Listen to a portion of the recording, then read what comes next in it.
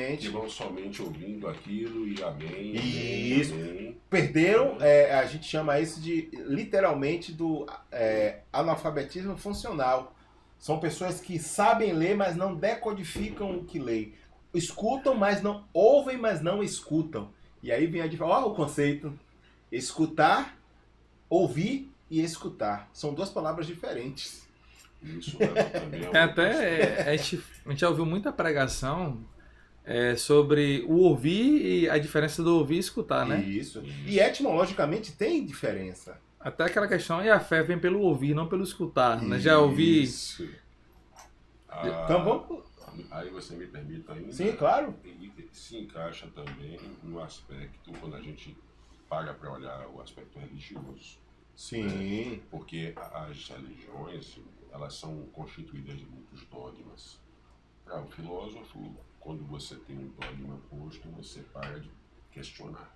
Não é isso? E se, né? A verdade flui. Né? Então, nós temos que... não, é interessante que tenhamos uma mente sempre... Sim, mas e aí? Não nos contentemos com a verdade pronta. O que é a sabedoria, né? Que é a sabedoria. O Platão diz, né? A buscador de sabedoria. Dentro das religiões, a gente acaba aceitando muitas vezes muitos dogmas e a gente para ali, não questiona mais, até por medo. Isso é uma coisa muito presente.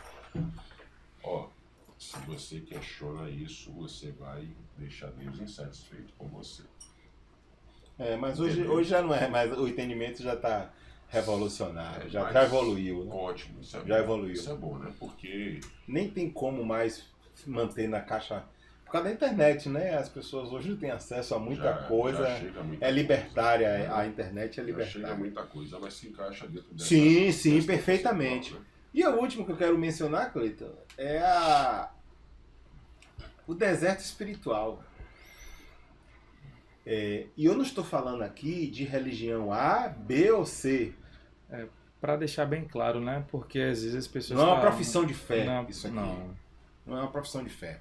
É a espiritualidade do ponto de vista de que você precisa se encontrar com a transcendência. Transcender. Ele sabe bem o que é isso. Porque a filosofia busca a transcendência.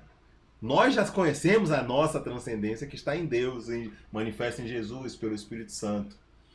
É a busca da transcendência. As pessoas elas têm sede de algo que elas não conhecem. Mas elas não... É como estar realmente no deserto, está com sede e não sabe onde buscar essa água. Isso. É exatamente isso. E ela enxerga uma vã filosofia de vida como um oásis para ela matar aquela sede, mas aquilo não mata a sede. Então falta Deus nas pessoas. E eu não estou falando de boas ações somente. Não estou falando de ajudar o próximo. Eu estou falando de você sentir que tem alguém muito mais forte que você dentro de você, porque nós somos parte dele. Chega a assistir um mistério aqui agora, viu? Sabe que nós somos parte dele? E as pessoas mataram Deus. A morte de Deus, Nietzsche. Então, quando uma sociedade mata Deus, quando uma sociedade mata a espiritualidade, essa sociedade está morta em si mesma. Ela está num deserto permanente. Veja que os grandes povos que mais evoluíram foram povos que se relacionaram com a espiritualidade. Judeu, sempre próspero. Os egípcios, os assírios, os babilônicos, os hebreus. Todos eles se relacionaram com a transcendência. E o que é que acontece quando você mata a espiritualidade? Você mata a sua vida após morte. Você fica perdido na sua essência. Rapaz, isso é muito sério. Isso é muito profundo. E isso torna a vida da pessoa em vida uma pessoa sem destino futuro. Ela fica sem propósito de existência futura. Logo, eu faço tudo aqui agora porque eu não sei para onde eu vou, o que é que vai ser da minha vida após a morte, então a vida agora é essa. E aí se mete em drogas, e em todos os devaneios que o ser humano pode querer viver. Por quê? Porque ela tenta preencher esse vazio de espiritualidade que só Deus preenche. E hoje a gente vê as pessoas de todas as formas. E aqui eu não vou defender nenhum tipo de religião e nenhuma busca. Eu sou estudante das espiritualidades também, eu tive acesso a isso. E eu vejo que todas elas buscam a relação com a transcendência. Mas eu vejo também pessoas hoje desprezando a religião, desprezando a fé. Ah, eu sou Deus, Deus conhece, eu sou o próprio Deus, Deus está em mim. Não, espiritualidade não é isso. Espiritualidade é você saber que tem uma força maior dentro de você e essa força precisa lhe controlar, precisa te ajudar, precisa te nortear, precisa dar um freio de arrumação em você, porque quando você estiver só uma força maior para te segurar. E aí, quando você não tem essa força maior, é por isso que vem a frase, você não precisa de Deus. E aí é um plano arquitetado, e eu acredito dessa forma, que é o plano de manipulação. Se eu deixo essa pessoa sem uma referência, essa pessoa é mais vulnerável. Assim como tentam destruir a família, assim como tentam destruir as relações entre homem e mulher, assim também tentam destruir Deus dentro das pessoas. E aí a sociedade mal informada, com um grande deserto de alma, já está com deserto de alma, já está vivendo na solidão, já está frustrada com a vida, cheia de problemas emocionais, pronto, é destruir. Aí quem é que veio roubar, matar e destruir? Pois é. Eu queria fazer um pequeno contraponto. Sim. Na verdade não é um contraponto, é um viés um pouco diferente. Sim. Vamos voltar lá para Nietzsche, né? Aí Deus está morto. Nietzsche, naquele momento, ele propunha um exercício racional. Sim. Né? Se Deus está morto, então cabe a você, homem, assumir seu protagonismo, tomar decisões para transformar a vida humana em algo melhor. A intenção ali, penso eu, né, seria uma coisa que eu acho interessante, no sentido de dizer, tome as ferramentas. É educativo, é pedagógica essa frase. E aí assuma o controle, né, o protagonismo e faça bem, faça o bem, transforme a vida. Eu acho isso muito interessante, porque eu concordo plenamente. Há um processo de desacreditação de valores, de moral, de Deus, da espiritualidade, da família e de tudo mais em andamento. E isso é muito nocivo. Mas eu acho muito interessante que a gente perceba, pense, reflita, né, a respeito de uma possibilidade que é a seguinte: Deus, amor, Criador, que nos dotou com a condição de sermos protagonistas de nossa vida, entendeu? E assim sendo, deu a gente a consciência, a condição de mergulhar interiormente, a condição de amar a nós mesmos e, portanto, também podermos amar ao próximo. Assim como temos a condição de fazer a guerra, temos a condição de fazer a paz, podemos ferir, podemos curar, basta que façamos as escolhas mais adequadas, mais amorosas. Então eu penso que, ao invés de uma questão, vamos dizer assim, de eu faço o que Deus manda eu fazer, eu acho que talvez ele já tenha dado a gente a condição de fazer o melhor e, através do livre-arbítrio, através da alegação de reação, que são pedagógicos, nos dado a condição de ascendermos, de melhorarmos, de evoluirmos. Concordo, não acho que é um contraponto, não. Acho que talvez uma complementação. Né? Não diverge, não. Uma complementação. É. Porque o homem, penso eu, o ser humano, ele deve voltar-se à espiritualidade, voltar-se a Deus, mas ele deve fazer. Sim, tem o seu papel, sim, né? sim. Tem a ação do homem. Tem tem uma piadinha, uma anedotazinha que eu lembro aí, que tem até uma música de Raul Seixas que também passa por aí, né?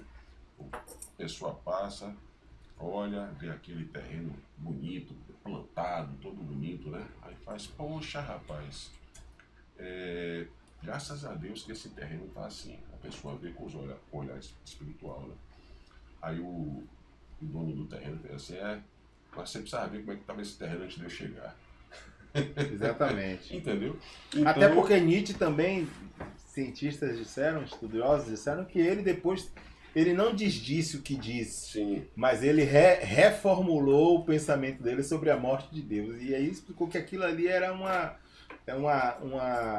pedagogia para que a gente realmente aprofundasse na essência e na sua própria existência. Exatamente. Não foi uma negação do ser supremo. Porque no momento em que eu fico apenas, eu vou para a igreja, vou orar e vou pedir a Deus que aconteça tal coisa em minha vida. Mas eu estou fazendo a minha parte? Não, isso aí não existe. Entendeu?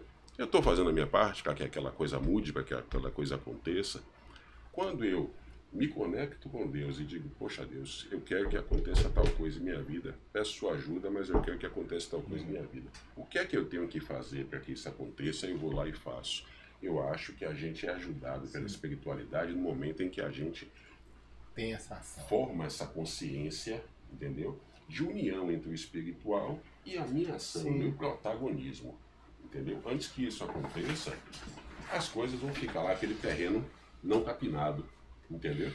Alguém vai ter que capinar. Alguém vai ter que capinar. É isso aí, Cleiton. Essas são os desertos que eu observei e consegui. Você conseguiu... Agora, não vamos deixar de chegar àquela conclusão final. Podemos tirar o deserto de alguém? Ou devemos tirar o deserto? Não é essa a pergunta? Isso. A gente precisa chegar a uma conclusão. Chegar a uma conclusão. Vamos lá. O problema é que a gente entrou em vários subtemas que está relacionado ao deserto e em alguns momentos a gente fica tentado a interferir, né, no processo natural do crescimento do próximo. Então, eu creio que o que eu vou falar aqui vai se basear em opinião e algumas coisas que a gente citaram aqui se baseia também já em livros, procedimentos já existentes e em experiências pessoais também. E o fato de vir essa frase, não tirar o deserto de ninguém, é uma frase que vem carregada de traumas. Procura um psicanalista. Porque já paga logo a consulta. Já vou pagar a consulta já. Você descobriu no podcast da precisando de terapia. Para. Já fiz a terapia aqui já fiz. Na verdade, o deserto, a gente passa por algumas experiências e fica tomando essa frase como verdade, né? Você empresta um dinheiro a um, você faz um negócio para um e você tá faz... machucado. Não. Eu tô falando, eu já superei isso já. Já foi superado. Mas é uma frase que a gente acaba tomando como verdade por conta de tudo que a gente vê. Aí a pergunta que eu posso fazer eu acredito que a gente não deve tirar o deserto de ninguém. Eu acho que, como foi relatado aqui, a ajuda é diferente do apego. Então, eu posso ajudar alguém que está no deserto sem trazer a história para minha vida e eu tomar parte disso e eu entrar no deserto junto dele. O deserto dele é dele. E acabar tirando dele o aprendizado. E tirar o aprendizado. Então, agora, pro mau caráter, nem ajuda deve ter. Aparece por ele. Ajuda... É porque a gente se apega muito à ajuda material, né? A gente só acha que vai ajudar as pessoas, às vezes, emprestando dinheiro, mas a gente trouxe uma visão muito boa aqui nesse podcast. Realmente é pensando fora da caixa, fora do diagrama. Que, realmente, o fato de eu não parar o carro não significa que eu não possa ajudar de outra forma. Exatamente. Então, como você falou aí, então até o mau caráter a gente tem que ajudar entregando ele na mão de Deus, orando por ele. Isso. Isso é profundo. Lançando para ele a sua intenção através de prece, a sua intenção consciente de que ele encontre paz, quando é que ele vai encontrar essa paz? Só Deus sabe. Deus é Você que já sabe. entregou na mão de Deus. Mas que ele encontre paz, que ele encontre cura, que ele encontre amor, entendeu? Isso é uma forma. A oração, quando você faz do coração, você passa por aqui, porque você mentaliza aquilo que você está pedindo, que você está querendo que aconteça, e você diz aquilo deve acontecer. Quando você cria essa imagem, você transforma ela em realidade. Essa realidade vai ser agora? Não. Ela é plantada a partir daquele momento, o universo vai lhe responder na medida em que as energias vão confluindo nesse sentido. Entendeu? Perfeito. Então, tirar o deserto do outro, acho que nem cabe a gente. Não sei nem se a gente tem poder para isso. Algumas vezes talvez tenha. Você, teve alguém, acho que foi você, que falou a questão da criança. Não foi você, o japonês deixa a criança cair para que ela aprenda a levantar, né? Às vezes a gente chega enquanto pais, principalmente na educação ocidental, né? Não, meu Deus, eu tenho que proteger o meu filho. E aí acaba super protegendo. Proteger é diferente de super proteger, né? Então eu acabo super protegendo e aí eu vou tirando de meu filho experiências que ele precisaria passar para que ele amadureça. Né? Eu vou vivenciando as situações no lugar dele. Nesse momento eu posso tirar o deserto de meu filho, mas eu estou criando um deserto para ele mais adiante e um deserto pior.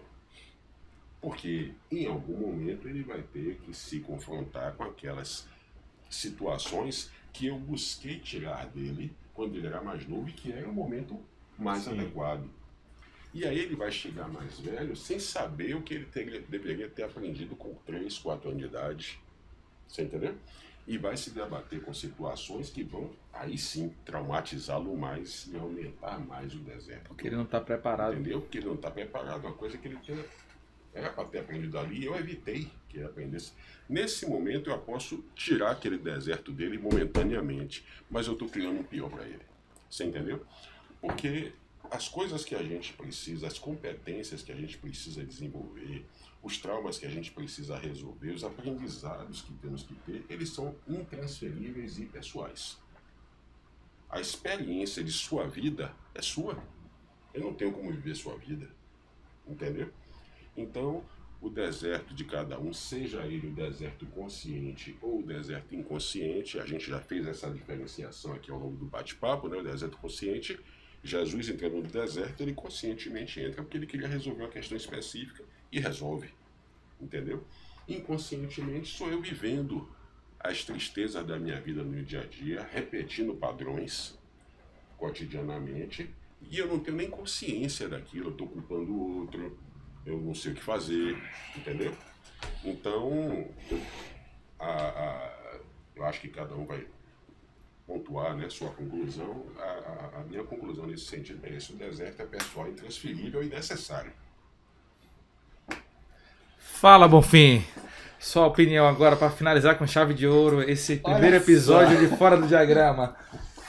Caramba, eu vou fazer a distinção básica desde o começo que eu fiz, que é o deserto pedagógico e o deserto punitivo. E o deserto pedagógico você tem que auxiliar, não ajudar, porque a pessoa está no seu próprio exercício de aprendizado.